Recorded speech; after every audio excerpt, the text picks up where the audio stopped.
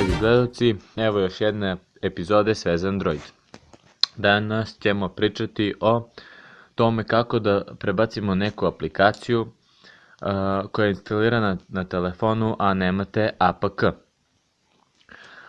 Za to će vam trebati ES File Explorer koji možete skinuti preko Google Playa.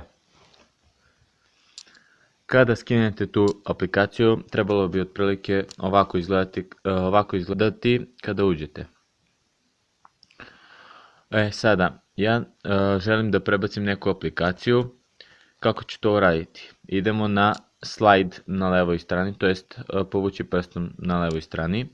U gornjem desnom uglu piše App, odnosno aplikacije.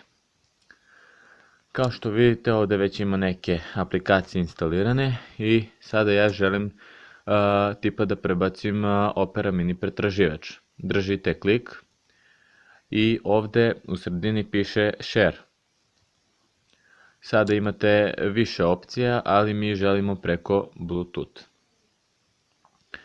I sada naravno vi samo izaberite sa kojim telefonom želite da, to jest na koji uređaj želite da prebacite aplikaciju i to bi bilo to.